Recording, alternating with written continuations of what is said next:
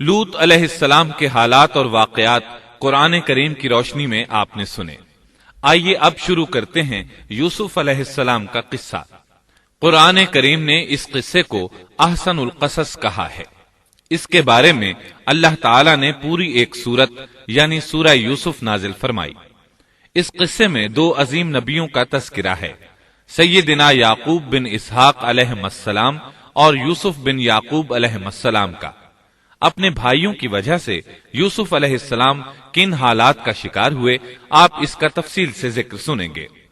سورہ یوسف مکی ہے اور یوسف علیہ السلام کا قصہ اگرچہ ابتلاء و آزمائش کی داستان ہے، لیکن اس میں اور بھی بہت سے فوائد ہیں۔ سننے والا اس سے لطف اندوز ہوتا ہے، اپنے اندر رحم اور انس کے جذبات محسوس کرتا ہے۔ اس قصے میں ان حالات کی طرف بھی اشارہ ہے جو انبیاء کے ساتھ پیش آتے ہیں۔ عام انبیاء کے حالات واقعات سے معلوم ہوتا ہے کہ پہلے وہ آسودہ حال تھے، لیکن جب انہوں نے دعوت دی تو ان کی قوم نے انہیں جھٹلایا، پھر آزمائش کا سلسلہ شروع ہوا، پھر ان کی قوموں پر عذاب آیا۔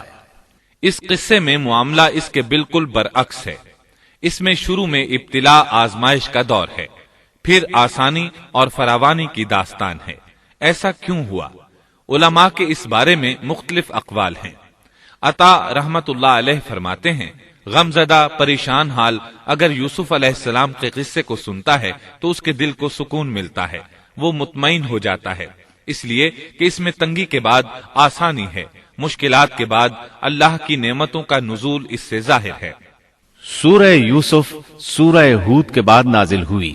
سورہ ہود میں انبیاء کرام کے تذکرے کے بعد قوم ہود اور قوم صالح کی تباہی کا ذکر آتا ہے، پھر ان اقوام کا تذکرہ ہے جو تباہ و برباد ہوئی۔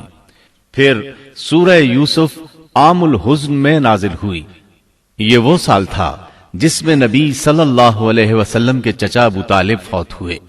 ابو طالب ہر طرح آپ کا ساتھ دیتے رہے تھے، یہاں تک کہ رسول اکرم صلی اللہ علیہ وسلم فرماتے ہیں، قریش نے مجھ سے صحیح معنوں میں دشمنی کا آغاز ابو طالب کی وفات کے بعد کیا۔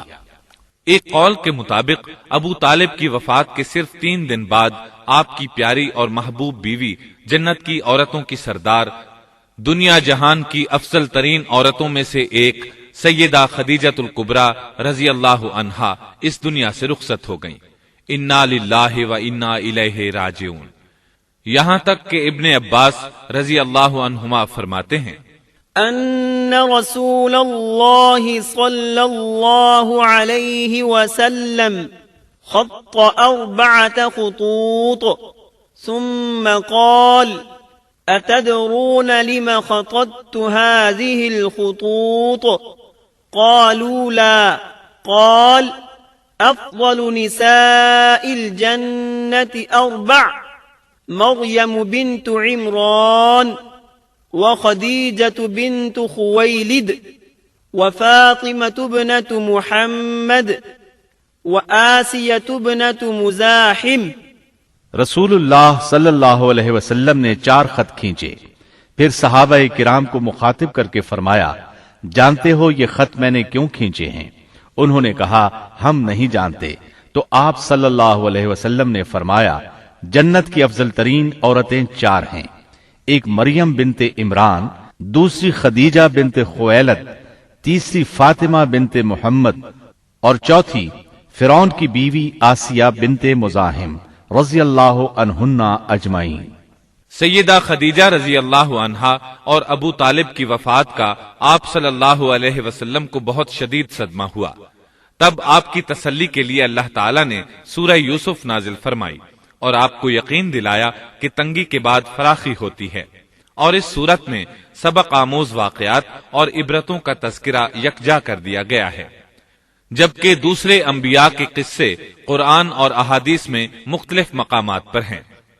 یہ قصہ قرآن کریم میں ایک جگہ کیوں ذکر کیا گیا، اس میں کیا حکمت تھی، اور باقی قصے مختلف مقامات پر کیوں بکھرے ہوئے ہیں، اس بارے میں علامہ قرطبی رحمت اللہ علیہ فرماتے ہیں، اللہ تعالیٰ نے انبیاء علیہم السلام کے قصے تکرار کے ساتھ ذکر کیے ہیں۔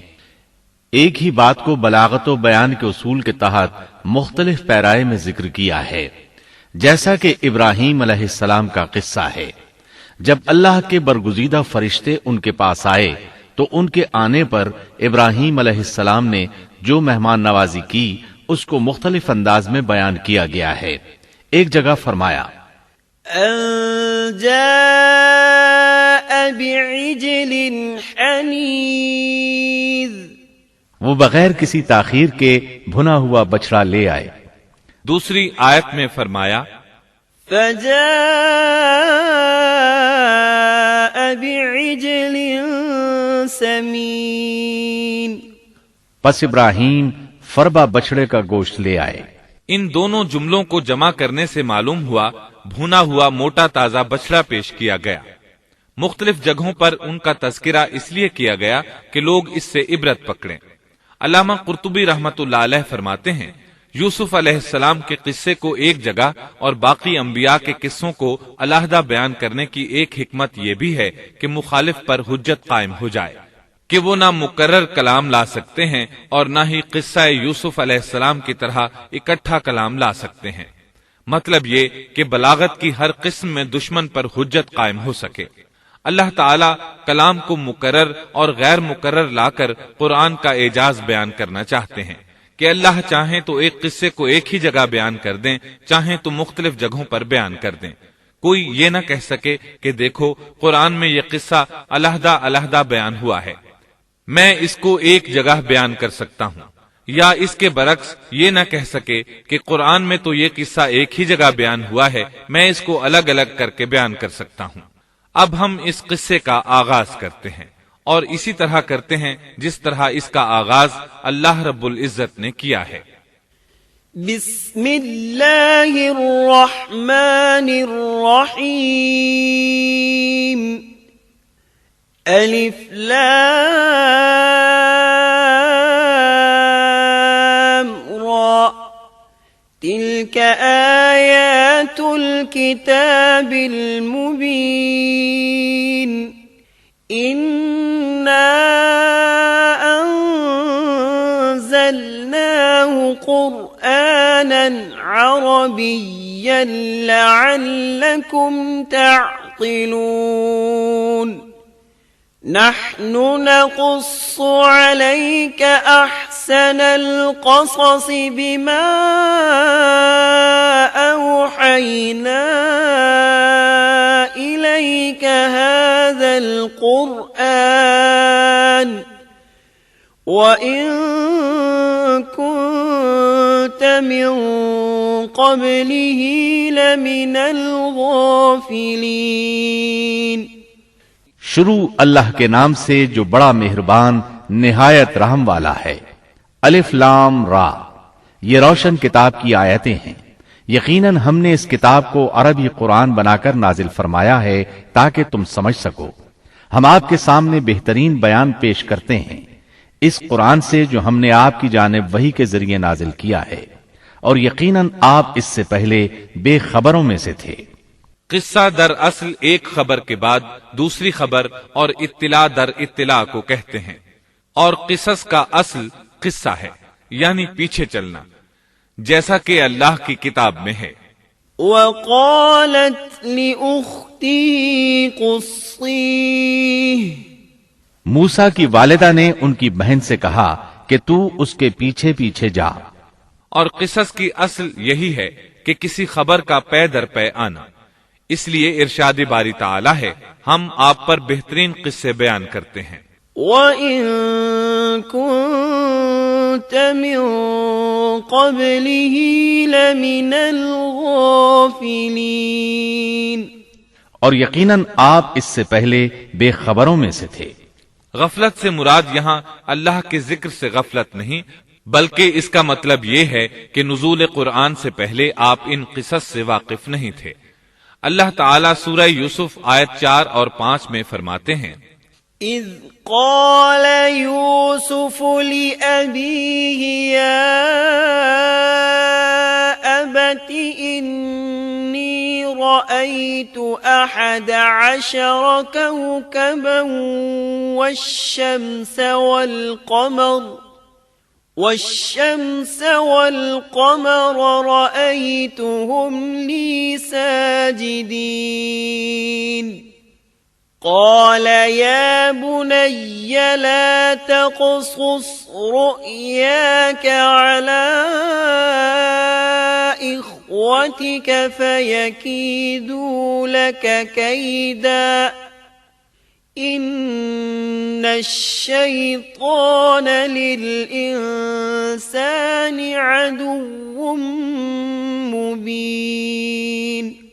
جب یوسف نے اپنے باپ سے ذکر کیا کہ ابا جی میں نے 11 ستاروں اور سورج چاند کو خواب میں دیکھا ہے کہ وہ سب مجھے سجدہ کر رہے ہیں، یعقوب نے کہا پیارے بچے اپنے اس خواب کا ذکر اپنے بھائیوں سے نہ کرنا، ایسا نہ ہو کہ وہ تیرے ساتھ کوئی فریب کاری کرے، شیطان تو انسان کا کھلا دشمن ہے۔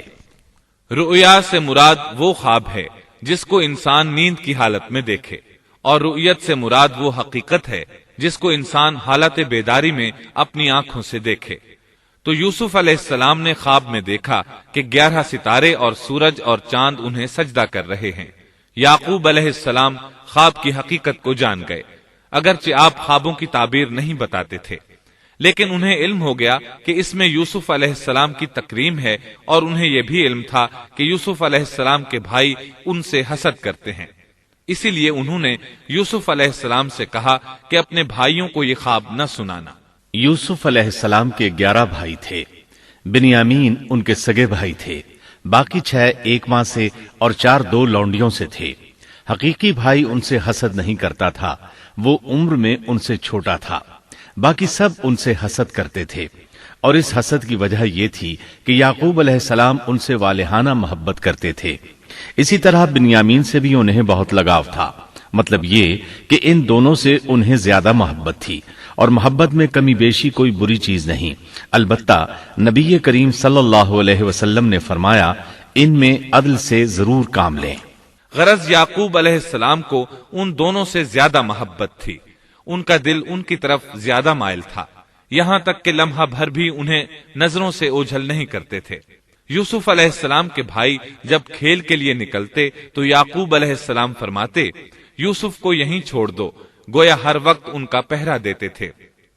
اللہ تعالی سورہ یوسف آیت 6 میں فرماتے ہیں وَكَذَلِكَ يَجْتَبِيكَ رَبُّكَ وَيُعَلِّمُكَ مِن تَأْوِيلِ الْأَحَادِيثِ وَيُتِمُّ نِعْمَتَهُ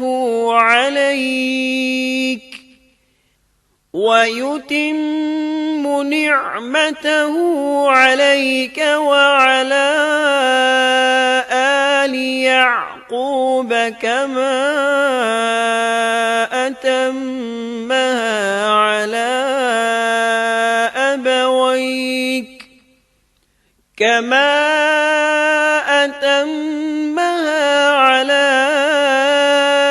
أَبَوَيْكَ مِن قَبْلُ إِبْرَاهِيمَ وَإِسْحَاقَ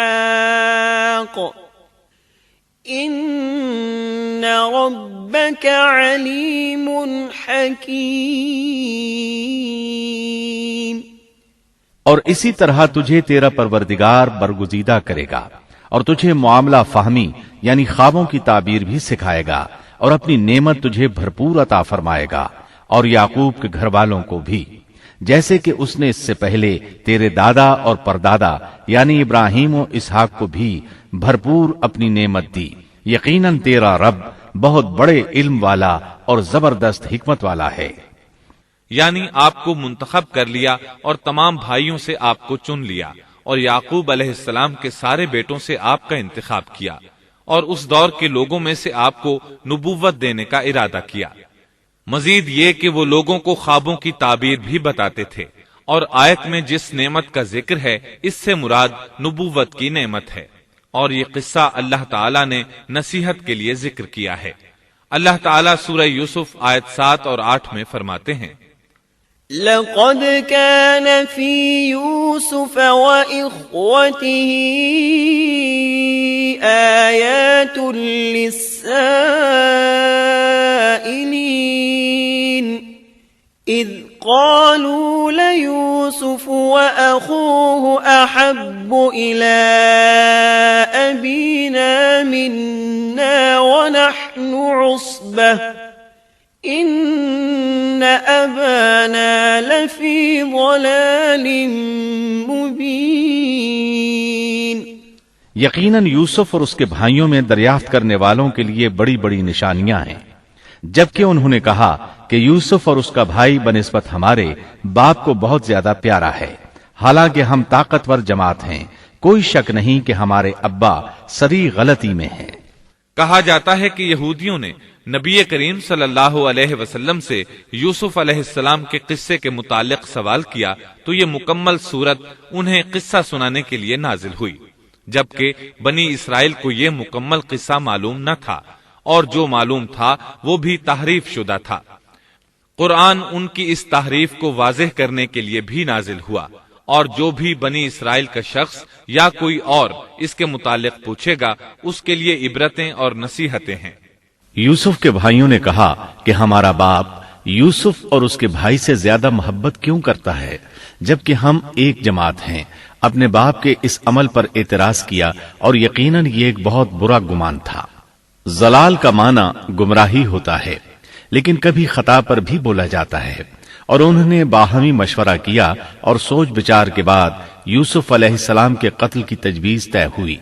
اللہ تعالیٰ آیت 9 میں فرماتے ہیں، اقتلوا يوسف أو اطرحوه أرضا يخل لكم وجه أبيكم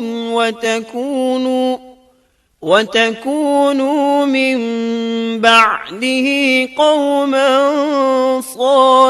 صالحين۔ یوسف کو تو مار ہی ڈالو یا اسے کسی نامعلوم جگہ پھینک دو کہ تمہارے والد کا رخ صرف تمہاری طرف ہی ہو جائے، اس کے بعد تم نیک ہو جانا۔ مطلب یہ کہ وہ آپس میں کہنے لگے یوسف کو قتل کر دو۔ اس پر بڑے بھائی یہودا نے مداخلت کی اور کہا قتل بہت سنگین جرم ہے، اس پر وہ بولے تب پھر اسے کہیں غائب کر دو تاکہ باپ کی توجہ تمہاری طرف ہو جائے اور یوسف والی رکاوٹ ختم ہو جائے۔ دیکھیے کیسی سوچ ہے، پہلے برائی کریں گے پھر توبہ کریں گے اور نیک بن جائیں گے۔ بھلا کیا ایسا آدمی جو برائی اس نیت سے کرتا ہے بعد میں توبہ کر لے گا، کیا اس کی توبہ قبول ہوگی؟ علماء فرماتے ہیں توبہ کا دروازہ کھلا ہے۔ اللہ تعالیٰ رات کے وقت صدا دیتا ہے کہ دن کو برائی کرنے والے توبہ کر لے، اور دن کو آواز دیتا ہے رات کو برائی کرنے والے توبہ کر لے۔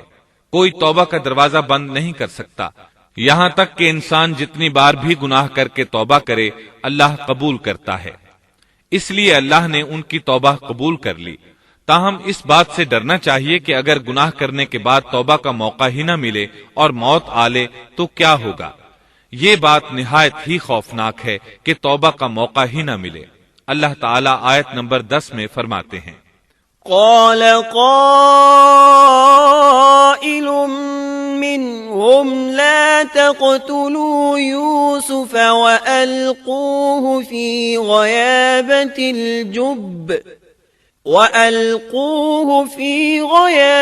الجب يلتقطه بعض السيارة إن كنتم فاعلين۔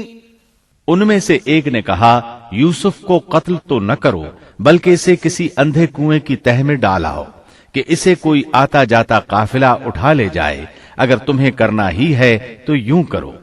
یہودا نے انہیں قتل سے روکا اور کہا قواسم کے راستے میں اموقی نام کا کنواں ہے، اسے اس میں ڈال دو، کوئی گزرتا ہوا قافلہ اسے اٹھا لے جائے گا، اس سے نجات ہی پانا چاہتے ہو تو یہ کام کرو۔ سب نے اس بات سے اتفاق کیا۔ اب اپنے باپ کے پاس گئے، باپ سے انہوں نے جو کہا آیت 11 اور 12 میں آتا ہے، قالوا يا أبانا ما لك لا تأمنا على يوسف وإنا له لناصحون أرسله معنا غدا يرتع ويلعب وإنا له لحافظون۔ انہوں نے کہا ابا آخر آپ یوسف کے بارے میں ہم پر اعتبار کیوں نہیں کرتے؟ ہم تو اس کے خیر خواہ ہیں، کل آپ ضرور اسے ہمارے ساتھ بھیج دیجئے کہ خوب کھائے پیے اور کھیلے، اور اس کی حفاظت کے ہم ذمہ دار ہیں۔ یعقوب علیہ السلام نے ان کی بات کے جواب میں جو کچھ کہا، آیت نمبر 13 اور 14 میں اس کا ذکر موجود ہے۔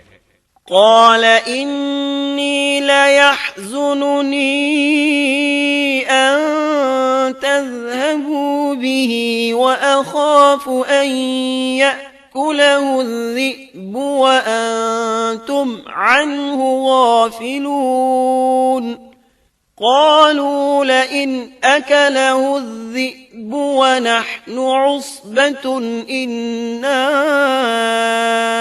إذا لخاسرون۔ یعقوب نے کہا اسے تمہارا لے جانا مجھے تو سخت صدمہ دے گا، اور مجھے یہ بھی کھٹکا لگا رہے گا کہ تمہاری غفلت میں اسے بھیڑیا کھا جائے۔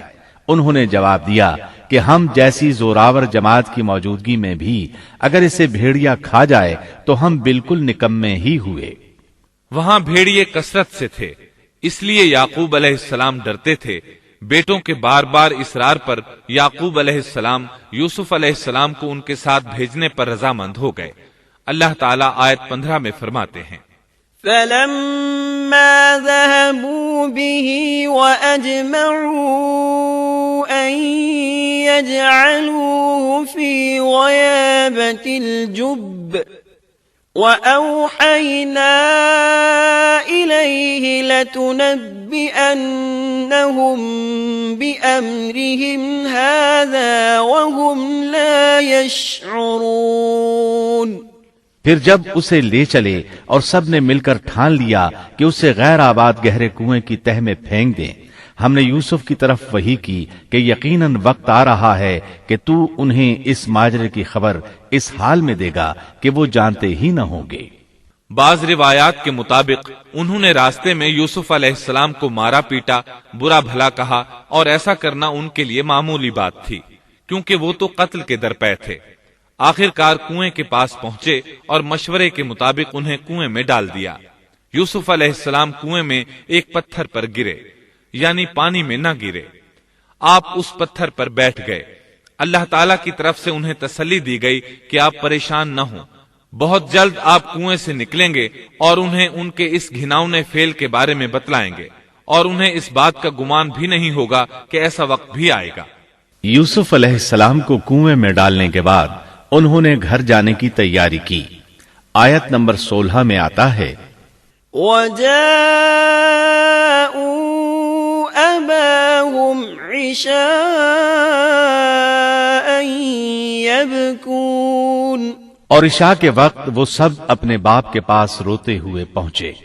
امام عامش قاضی شرح رحمت اللہ علیہ کی مجلس میں بیٹھے تھے۔ ایک عورت آئی، اس کا ایک آدمی سے جھگڑا تھا، وہ بہت شدت سے رو رہی تھی۔ عامش بولے، آپ دیکھتے نہیں یہ کس بری طرح رو رہی ہے؟ ان کا مطلب یہ تھا کہ یہ سچی ہے۔ قاضی شرح فرمانے لگے، یوسف علیہ السلام کے بھائی رات کو روتے ہوئے اپنے باپ کے پاس آئے تھے، پس فیصلہ رونے پر نہیں انصاف پر ہونا چاہیے۔ اب یوسف علیہ السلام کے بھائیوں نے باپ کو تفصیل سنائی۔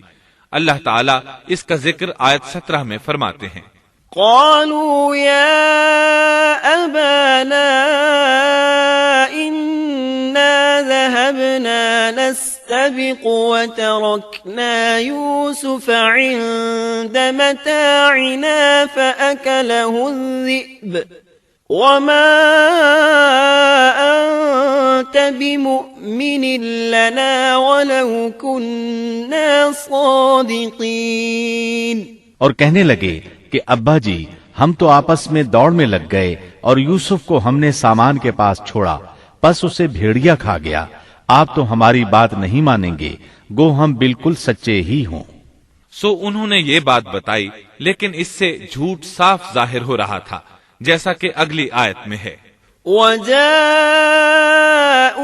عَلَى قَمِيصِهِ بِدَمٍ كَذِبٍ، اور یوسف کے کرتے کو جھوٹ موٹ کے خون سے خون آلود بھی کر لائے تھے۔ ابن عباس رضی اللہ عنہما فرماتے ہیں کہ انہوں نے بکری ذبح کی اور یوسف علیہ السلام کی قمیص پر اس کا خون مل لیا اور خون میں لت پت قمیص یعقوب علیہ السلام کے پاس لے آئے۔ جب یعقوب علیہ السلام نے دیکھا تو فرمانے لگے، یہ بھیڑیا بھی کتنا رحم دل تھا، میرے بیٹے کو تو کھا لیا اور قمیص کو کچھ نہیں کہا، تمہاری عقل کہاں ہے؟ اس بات کا ذکر آیت 18 میں ہے۔ قال بل سولت لكم أنفسكم أمرا فصبر جميل والله المستعان على ما تصفون۔ باپ نے کہا، یوں نہیں بلکہ تم نے اپنے ہی دل سے ایک بات بنا لی ہے، پس صبر ہی بہتر ہے، اور تمہاری بنائی ہوئی باتوں پر اللہ ہی سے مدد کی طلب ہے۔ ادھر دوسری طرف کیا ہوا؟ آیت 19 میں اللہ فرماتے ہیں، وجاءت سيارة فأرسلوا واردهم فأدلى دلوه قال يا بشرى هذا غلام وأسروه بضاعة والله عليم بما يعملون۔ اور ایک قافلہ آیا اور انہوں نے اپنے ایک پانی لانے والے کو بھیجا، اس نے اپنا ڈول لٹکا دیا اور کہنے لگا، واہ واہ، خوشی کی بات ہے، یہ تو ایک لڑکا ہے۔ انہوں نے اسے مال تجارت قرار دے کر چھپا دیا، اور اللہ اس سے باخبر تھا جو وہ کر رہے تھے۔ تفصیل اس کی یہ ہے کہ ایک قافلہ اس کنویں کے پاس سے گزرا جس میں یوسف علیہ السلام موجود تھے۔ انہوں نے پانی کی تلاش میں ایک خادم کو بھیجا، وہ کنویں تک پہنچا، اس نے کنویں میں ڈول لٹکایا، یوسف علیہ السلام اس ڈول میں بیٹھ گئے۔ خادم نے ڈول نکالا تو اس میں ایک خوبصورت بچے کو دیکھا، مارے خوشی کے وہ پکار اٹھا، یہاں ایک لڑکا ہے۔ اس زمانے میں غلاموں اور لونڈیوں کی تجارت ہوتی تھی، انہیں خوف محسوس ہوا کہ کہیں یہ لڑکا ان سے چھن نہ جائے۔ اس خوف کے پیش نظر انہوں نے یوسف علیہ السلام کو چھپا لیا۔ انہوں نے یہ بھی سوچا کہ شاید یہ بھاگا ہوا غلام ہے، اگر اس کا مالک آ گیا تو وہ اسے لے جائے گا۔ یہ قافلہ مدائن سے مصر جا رہا تھا۔ جب یہ مصر پہنچے تو انہوں نے یوسف علیہ السلام کو معمولی قیمت میں فروخت کر دیا۔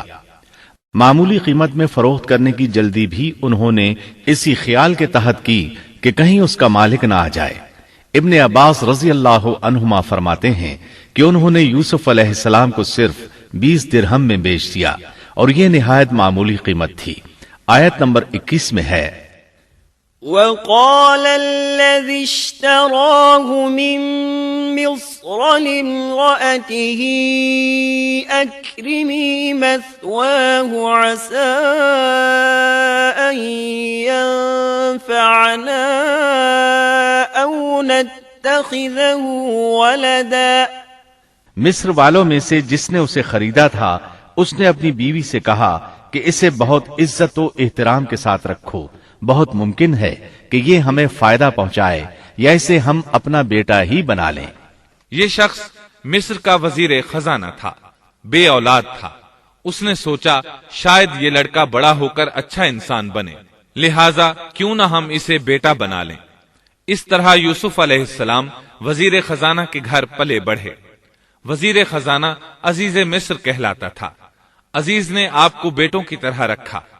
آپ کچھ بڑے ہوئے تو شاہی محل کی دیکھ بھال آپ کے ذمے لگا دی گئی، شاہی محل کے تمام اختیارات آپ کے سپرد کر دیے گئے۔ اللہ تعالیٰ آیت 21 اور 22 میں فرماتے ہیں، وَكَذَلِكَ مَكَّنَّا لِيُوسُفَ فِي الْأَرْضِ وَلِنُعَلِّمَهُ مِن تَأْوِيلِ الْأَحَادِيثِ وَاللَّهُ غَالِبٌ عَلَى أَمْرِهِ وَلَكِنَّ أَكْثَرَ النَّاسِ لَا يَعْلَمُونَ۔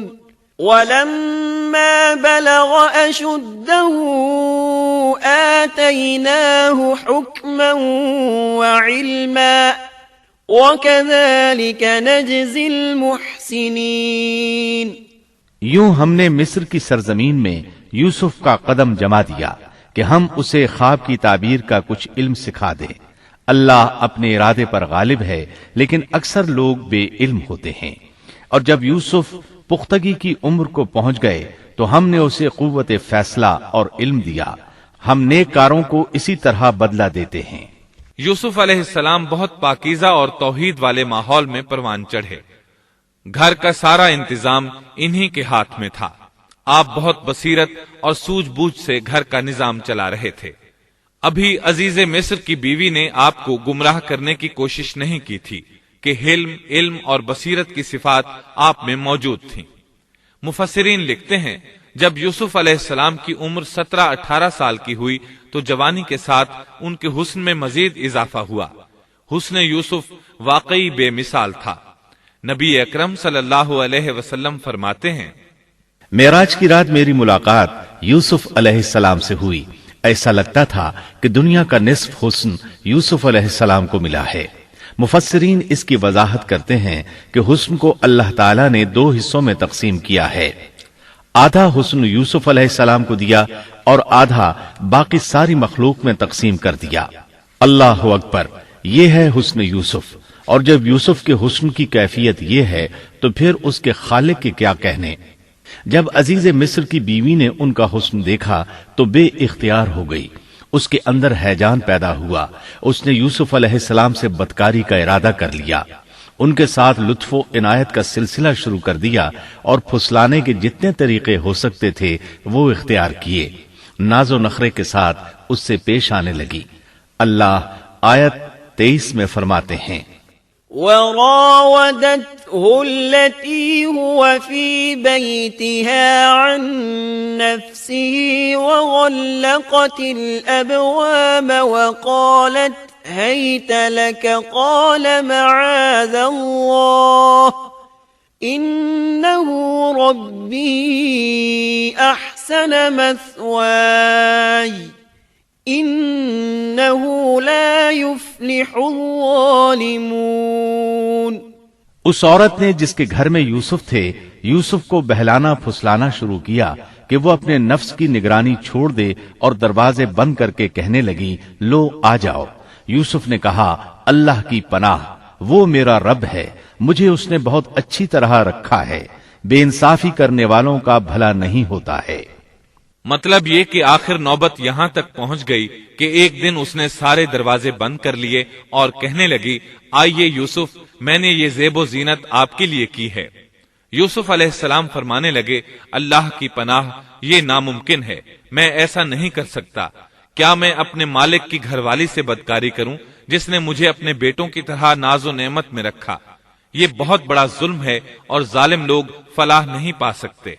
آپ نے فوراً انکار کر دیا اس لیے کہ آپ صاحب علم تھے، صاحب حلم تھے، بادشاہ کے مقام اور مرتبے کو جاننے کے ساتھ برائی کے نقصانات سے بھی باخبر تھے. خود صاحب فضل تھے اور اہل فضل کے مقام و مرتبے سے بھی واقف تھے. قرآن کریم کی آیات آپ کی طہارت اور پاکیزگی بیان کر رہی ہیں. آیت 24 میں ہے وَلَقَدْ هَمَّتْ بِهِ وَهَمَّ بِهَا لَوْلَا أَن رَّأَىٰ بُرْهَانَ رَبِّهِ. اس عورت نے یوسف کا قصد کیا اور یوسف اس کا قصد کرتے اگر وہ اپنے پروردگار کی دلیل نہ دیکھتے. یوسف علیہ السلام نے اس کا ارادہ نہیں کیا، یہاں تک کہ اللہ تعالیٰ کی مہربانی سے ان کے دل میں اس گناہ کا خیال تک نہیں آیا. اللہ تعالیٰ نے آخر آپ کو علم بھی دیا تھا اور حلم بھی. آپ بادشاہ کے مرتبے سے واقف تھے، نیک تھے، جانتے تھے زانی کبھی فلاح نہیں پا سکتا، بلکہ آپ نے تو فوراً کہہ دیا اللہ کی پناہ، میں ایسا ہرگز نہیں کر سکتا. اتنی بڑی آزمائش میں ان کے دل میں خیال آنا ممکن تھا. جیسا کہ سخت گرمی اور پیاس کی حالت میں کسی کو ٹھنڈے پانی کا گلاس ملے تو دل میں پانی پی لینے کا خیال ضرور آتا ہے، لیکن پھر یاد آتا ہے کہ وہ روزے سے ہے. لیکن یوسف علیہ السلام کے دل میں تو اتنا سا خیال بھی نہیں آیا. اس کی وجہ یہ تھی کہ آپ نے اپنے رب کی دلیل دیکھی تھی. وہ دلیل کیا تھی اس بارے میں مفسرین کے مختلف اقوال ہیں. بعض کہتے ہیں آپ نے جبرائیل علیہ السلام کو دیکھا، بعض کہتے ہیں آپ نے یعقوب علیہ السلام کو دیکھا، وہ انہیں انگلی کے اشارے سے منع کر رہے تھے. بعض نے لکھا ہے کہ آپ نے دروازے پر یہ لکھا دیکھا تھا إنه كان فاحشة وساء سبيلا. بے شک زنا بڑی بے حیائی اور بہت ہی بری راہ ہے. بہرحال یہ مفسرین اور مورخین کے اقوال ہیں، اس بارے میں کوئی صحیح حدیث نہیں ملتی.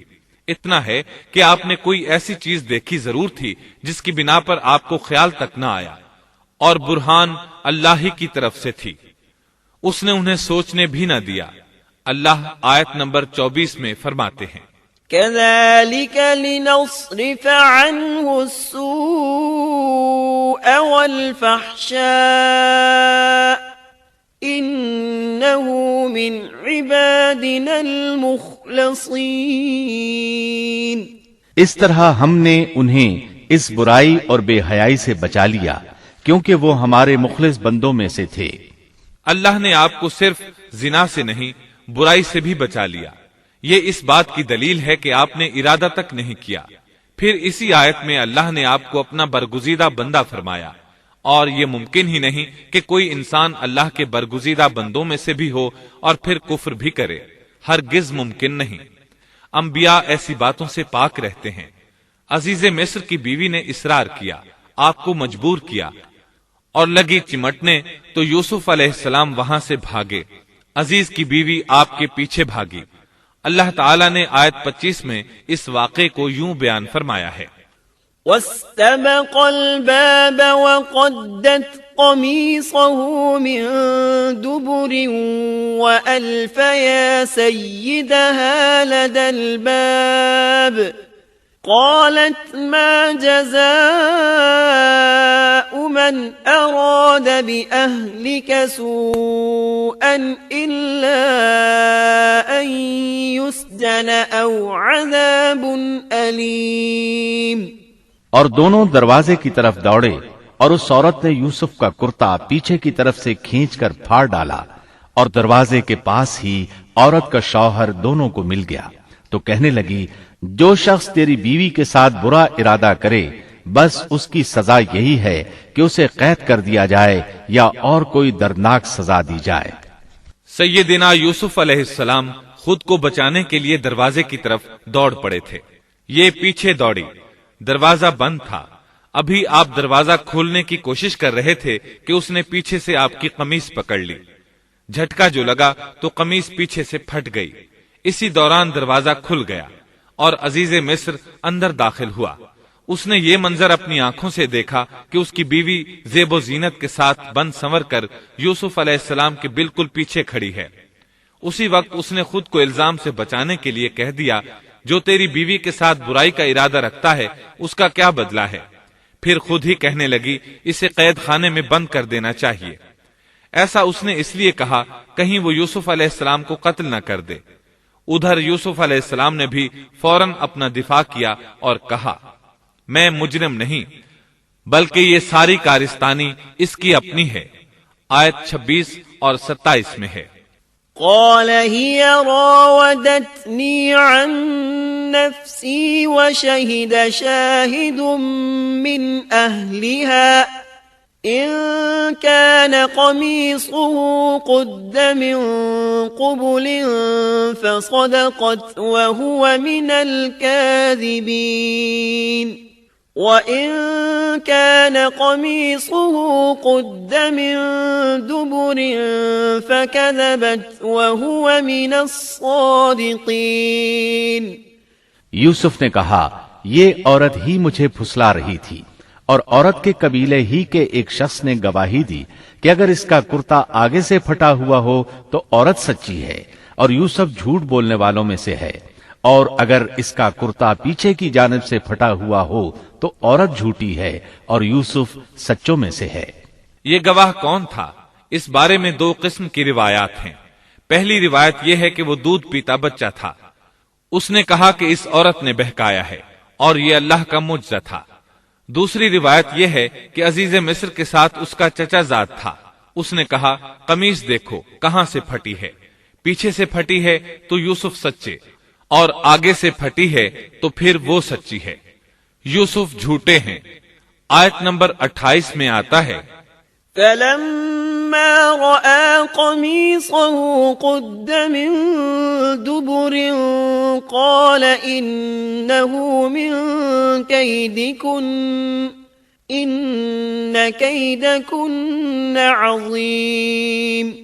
سو جب خاوند نے دیکھا کہ یوسف کا کرتا پیٹھ کی جانب سے پھٹا ہوا ہے تو صاف کہہ دیا کہ یہ تو عورتوں کی چال بازی ہے، بے شک تمہاری چال بازی بہت بڑی ہے۔ سید قطب کہتے ہیں عزیز مصر ان لوگوں میں سے تھا جن کے نزدیک شرف کی کوئی قیمت نہیں تھی، اگر اس میں غیرت ہوتی تو اس کا خون کھولتا، وہ عورت پر برہم ہوتا، لیکن اس نے غصے کے بغیر کہا۔ آیت 29 میں ہے یوسف اعرض عن هذا واستغفری لذنبک انک کنت من الخاطئین۔ یوسف اب اس بات کو جانے دو اور اے عورت تو اپنے گناہ سے توبہ کر، بے شک تو گناہ گاروں میں سے ہے۔ اس کے علاوہ اس نے کوئی اور بات نہ کی، یہاں تک کہ یوسف علیہ السلام کو گھر ہی میں رہنے دیا، جدا بھی نہ کیا۔ لیکن پھر یہ خبر شہر میں آگ کی طرح پھیل گئی، عورتیں طرح طرح کی باتیں کرنے لگیں، لوگ عزیز مصر کی بیوی کو تانے دینے لگے۔ آیت 30 میں ہے وقال نسوة في المدينة امرأة العزيز تراود فتاها عن نفسه قد شغفها حبا إنا لنراها في ضلال مبين۔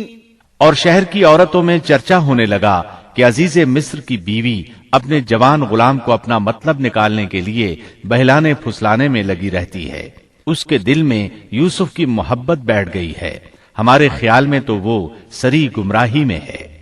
یہ چرچا ہونے لگا کہ عزیز مصر کی بیوی ایک غلام کے ساتھ برائی پر تل گئی، اگر کسی آزاد کے ساتھ ایسا کرتی تو معاملہ اور تھا، غلام سے محبت کر بیٹھی، یہ تو اس نے بے وقوفی کی انتہا کر دی، اس طرح اسے خوب برا بھلا کہا گیا۔ یہ خبر عزیز مصر کی بیوی تک بھی پہنچ گئی۔ آیت 31 میں ہے فلما سمعت بمكرهن أرسلت إليهن وأعتدت لهن متكئا وآتت كل واحدة منهن سكينا وقالت اخرج عليهن فلما رأينه أكبرنه وقطعن أيديهن وقلن حاش لله ما هذا بشرا إن هذا إلا ملك كريم۔ اس نے جب ان عورتوں کی پرفریب مکارانہ باتیں سنی تو انہیں بلوا بھیجا اور ان کے لیے ایک مجلس مرتب کی اور ان میں سے ہر ایک کو چھری دی اور کہا اے یوسف ان کے سامنے چلے آؤ۔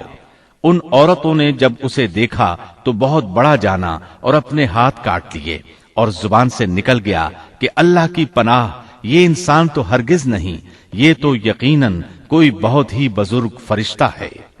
وضاحت اس کی یہ ہے کہ اس عورت نے اپنے گھر میں ایک دعوت کا انتظام کیا، تمام عورتوں کو اس دعوت میں بلایا، دعوت کا انتظام اس طرح کیا کہ سب کے لیے ایک تکیہ لگایا، پھل سامنے رکھے اور ہر ایک کو ایک ایک چھری تھما دی، ساتھ ہی یوسف علیہ السلام سے کہا کہ مجلس میں آ جائیں۔ جب یوسف علیہ السلام آئے تو وہ انہیں دیکھ کر مبہوت رہ گئیں، ان کے حسن سے اس قدر متاثر ہوئیں کہ اپنا ہوش نہ رہا اور پھلوں کے بجائے اپنے ہاتھ کاٹ ڈالے، لیکن اس کا انہیں احساس تک نہ ہوا۔ سبحان اللہ، کیا حسن تھا جس کی وجہ سے انہوں نے اپنے ہاتھ کاٹ لیے اور خبر تک نہ ہوئی۔ کہنے لگیں یہ تو کوئی فرشتہ معلوم ہوتا ہے، انسان اتنا خوبصورت کیسے ہو سکتا ہے۔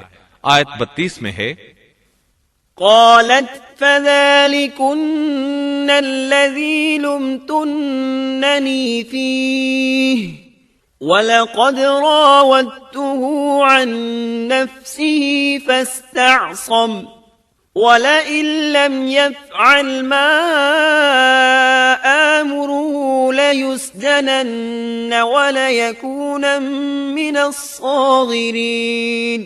اس وقت عزیز مصر کی بیوی نے کہا، یہ ہے وہ جس کے بارے میں تم مجھے تانا دے رہی تھی۔ میں نے ہر چند اس سے اپنا مطلب حاصل کرنا چاہا، لیکن یہ بال بال بچا رہا، اور جو کچھ میں اس سے کہہ رہی ہوں اگر یہ نہ کرے گا تو یقیناً یہ قید کر دیا جائے گا، اور بے شک یہ بہت ہی بے عزت ہوگا۔ یہ آیت اس بات کی واضح دلیل ہے کہ یوسف علیہ السلام نے برائی کا ارادہ نہیں کیا تھا۔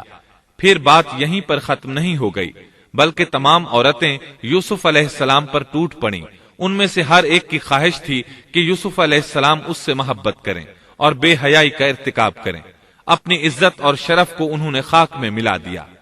یوسف علیہ السلام کے حسن پر فریفتہ ہو گئیں۔ اس کیفیت کو دیکھ کر یوسف علیہ السلام نے اپنے رب سے دعا کی۔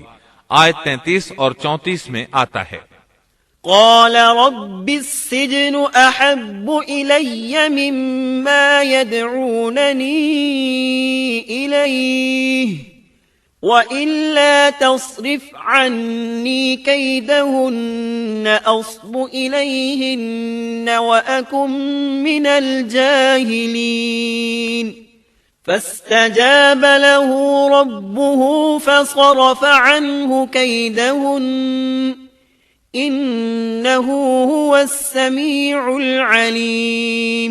یوسف نے دعا کی کہ اے میرے پروردگار، جس بات کی طرف یہ عورتیں مجھے بلا رہی ہیں اس سے تو مجھے جیل خانہ بہت پسند ہے۔ اگر تو نے ان کا مکر و فریب مجھ سے دور نہ کیا تو میں تو ان کی طرف مائل ہو جاؤں گا اور بالکل نادانوں میں جا ملوں گا۔ اس سے ظاہر ہوا سب عورتیں یوسف علیہ السلام کو اپنی طرف متوجہ کر رہی تھیں۔ انہوں نے ہر طریقہ اختیار کیا، لیکن یوسف علیہ السلام نے کسی ایک کی طرف توجہ نہ دی۔